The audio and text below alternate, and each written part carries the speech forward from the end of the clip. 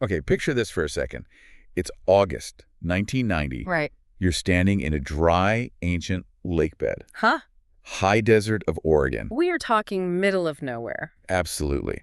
Nothing but dirt, cracked earth, scrub brush for miles. Yeah. And then overnight, something just appears. Yeah. A massive 13-mile-long geometrical pattern. Etched into the heart earth. Perfectly. It was absolutely perfect. And 13 miles, just to give that some scale, I mean, that is not something you go out and scratch with a stick in an afternoon. No. The precision was just baffling. Exactly. And, naturally, the immediate reaction was Aliens. aliens. Yeah. It had to be, right. It had that level of complexity. But eventually, the consensus shifted. It was a human creation, probably a group of artists. Okay. But here's the thing that makes this story stick and why we're talking about it today. Mm-hmm. It wasn't just a drawing in the dirt. The area where this symbol appeared, it changed. It changed how? It became an oasis. This is the part that gets me. People reported that the soil, which was basically concrete, it just softened. Grass started growing where it physically shouldn't have been able to. Wow. And apparently plants that had been extinct in that region for years suddenly popped back up. That's incredible. And the visitors, they all reported feeling this immense sense of peace, like a heavy blanket of calm had just dropped over those 13 miles. It's fascinating because it implies that the shape itself, the geometry, wasn't just, aesthetic. It was active. It was doing something to the environment. And that shape is what we're unpacking today. It's called the SHREE Yantra, or sometimes the SHREE Yantra. I think if you've ever walked into a yoga studio or like a metaphysical shop, you've definitely seen it. For sure. It looks like this complex web of triangles, often called immaculate geometry. But we are not just reading a textbook definition today. We're looking at this ancient symbol through the eyes of a very unique guide. Right. We're digging into the perspective of Osman Hashi. And his profile is, well, it's a deep dive in itself. He's known as the blind Muslim yogi. Or sometimes the man from Oz. Yeah. Which is already just a fantastic set of contradictions. You don't often hear Muslim yogi and blind in the same sentence. No, you don't. And he's a master bioenergy healer with over 46 years of experience teaching yoga and meditation. But the blind part is crucial here. How so? Because he can't physically see the diagram we're discussing. His understanding of it isn't visual, it's energetic. He feels the geometry. He synthesized teachings from the Far East, the Middle East, and even the scientific community. So he's looking at this not as a religious icon? No, not at all. He looks at it like a mechanic looks at a blueprint for an engine. And that engine, according to Hashi, is the human energy system. Yeah. So our mission today is to take this diagram, which honestly, to the untrained eye, just looks like a bunch of triangles inside a circle, inside a square, and decode it the way Hashi does. And fair warning, he completely flips the script on how most people interpret this thing. Oh, he really does. He starts by just dismantling what he calls the square fallacy. Okay, let's start there, because I'm looking at an image of this SHREE Yantra right now, and the outer border, Yeah, it definitely looks like a square. it does. It has four sides. It has these little T-shaped doors on each side. It looks like a container, like a box. And that is the traditional view. It's often seen as the Bupura, or the Earth's citadel, like a protective fence keeping the energy in. But Hashi says, look closer.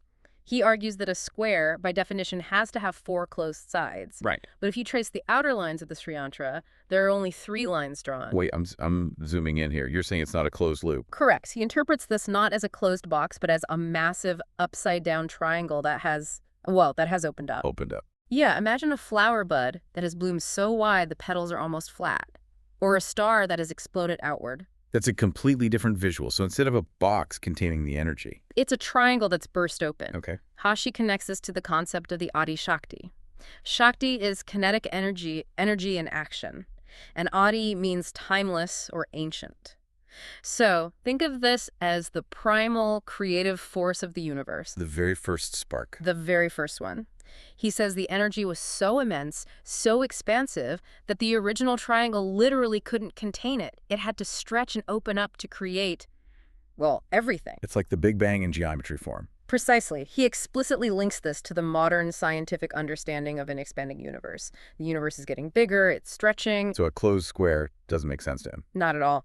The symbol represents an opening, a release of energy that creates the cosmos. It's the feminine aspect of creation, the mother energy unfolding. That gives the whole image a sense of motion. It's not static, it's exploding outward. Okay. So that's the border. Now let's go inside, because the core of the SHREE Yantra is this knot of interlocking triangles. It looks like a web. Right.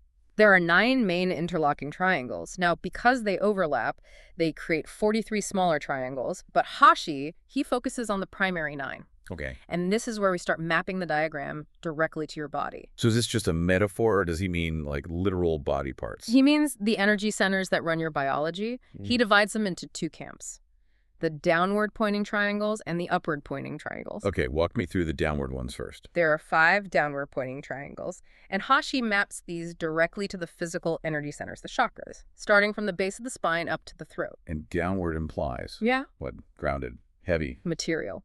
These 5 represent the journey of Kundalini energy. And if you're not familiar with that term, don't think of it as magic. Think of it as the bioelectrical potential stored in your nervous system. These triangles correspond to the root, sacral, solar plexus, heart, and throat centers.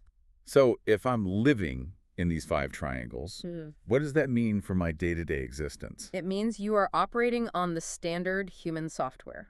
Your consciousness is tied to the physical. You wake up, you feel hunger, you feel cold, you seek safety, you want to reproduce. Right. You think, I am this person standing in this room.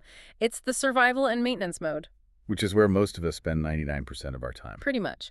But then there are the other 4 triangles, the upward pointing ones. This is the shift. This is the big shift. These 4 represent the spiritual energy centers. This is where you move from I am the body to I am something else entirely. And the first of these upward triangles is the third eye. Yes, the Ajna chakra.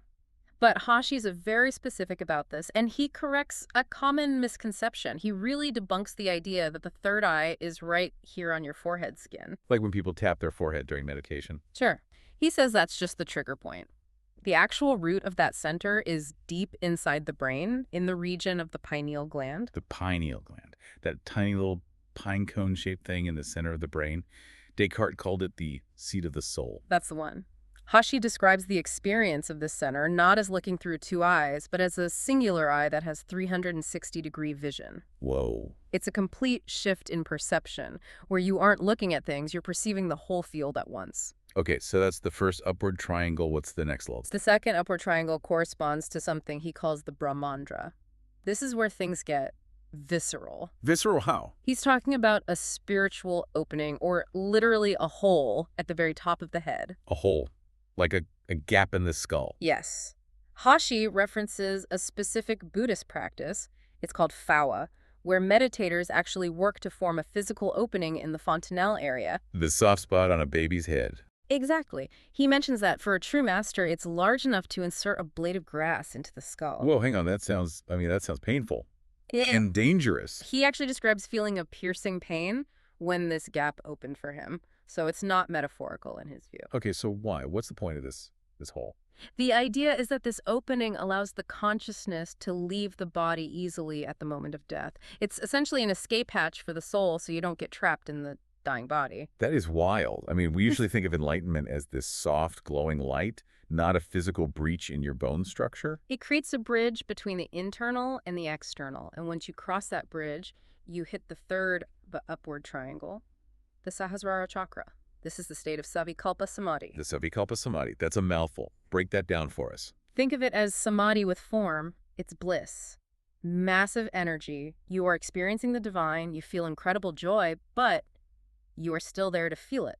Okay. There's still an observer enjoying the show. So I am feeling bliss. The I still exists. Exactly. But it's not the end of the diagram. There is one more triangle, the fourth upward one. The highest state. Nirvikalpa Samadhi. This is the non-dual state. Hashi explains that in this state, you don't feel the universe. You are the universe. I feel like people say you are the universe a lot on Instagram. What is the actual distinction he's making here? The distinction is the dissolution of the ego, completely. In Savikalpa, you are looking at the ocean and saying, wow, beautiful ocean. In Nirvikalpa, you jump in and dissolve. You become the water.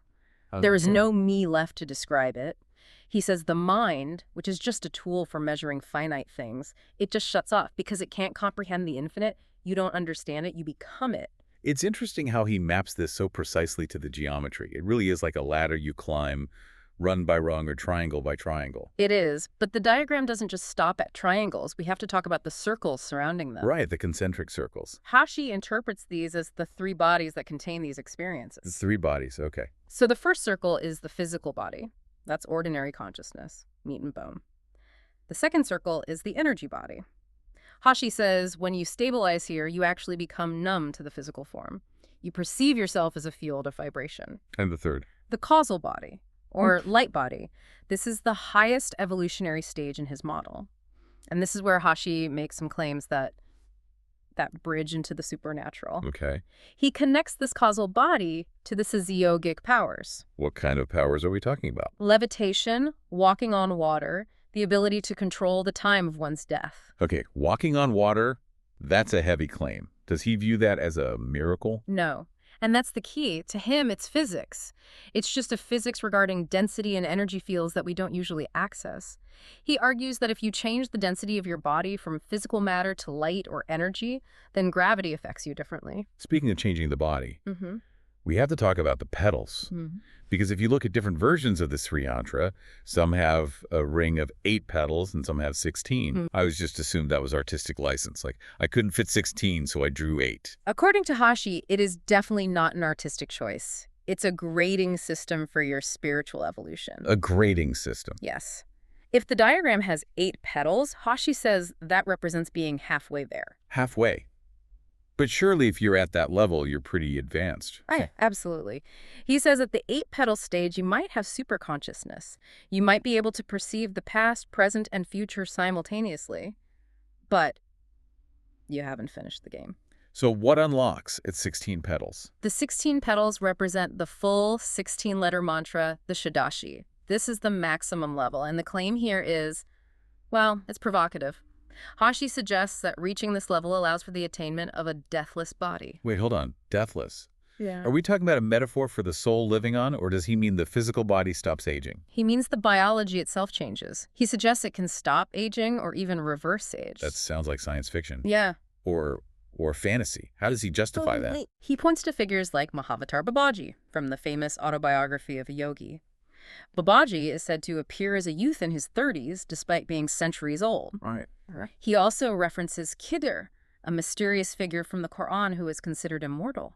But biologically, how would that even work? I mean, cells divide, tell them you're shortened, we die. That's the rule. Hashi's perspective, and remember, he's coming at this as a bioenergy healer, is that the body is just a manifestation of energy, a hologram of sorts. Okay. If you change the frequency of the energy source by reaching that 16-petal state, that specific vibration, the physical form follows suit.